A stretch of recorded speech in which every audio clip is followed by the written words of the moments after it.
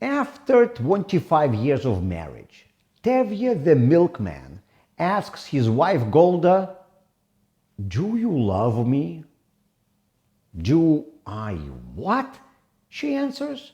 "You're a fool." In Fiddler on the Roof, Sholem Aleichem describes the clash of the old world and the new world. For centuries, people lived without paying much attention to their emotions. Married out of necessity, had the profession that they inherited from their parents, lived where they were born. And here comes a new approach to life. You can make choices based on what you like. Marry for love, choose the job that you desire, live where you want. Since that time, people began to pay more and more attention to the emotions of each individual. And technological progress allowed us to act upon it and satisfy these emotions. We travel and meet people, which grows the pool of choices for our prospective spouses. We can study the profession we want, and we can live where we want. The whole culture has become driven by human desires. Parents often say, "All I want is for my child to be happy." I don't think that a couple of centuries ago you would be able to find even one dad or mom who would say something like that. Today, if you ask a person why he, let's say, didn't do something he had to, he will explain in detail what emotional challenge has stopped him from doing that, and this might be considered a good answer.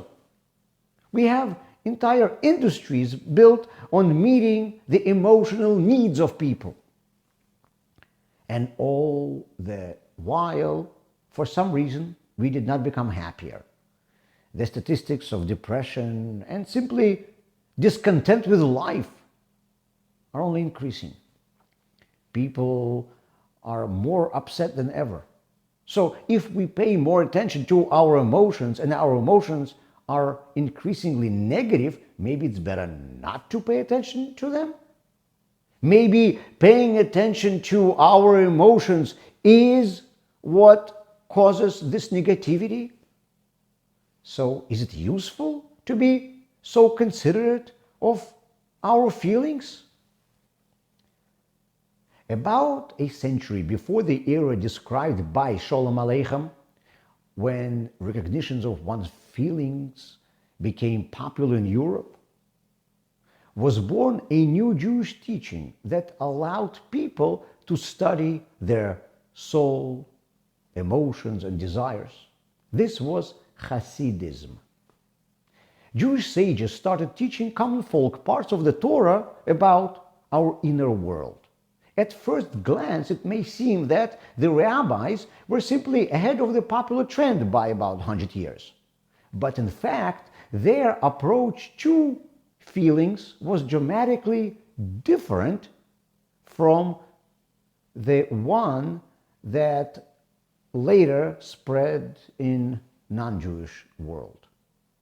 Hasidic tradition helps a person to recognize his emotions, but not in order to then follow them, but in order to pick out the good ones and use them and correct all the others.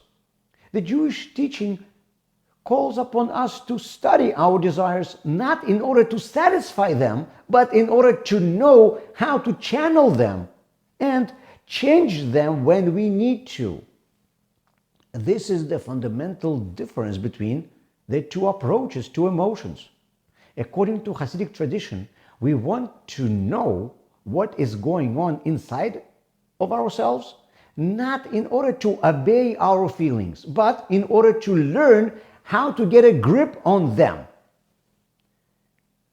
If recognizing your emotions does not allow you to better manage them, then maybe it is better not to recognize them at all? Just live how people lived for centuries till now?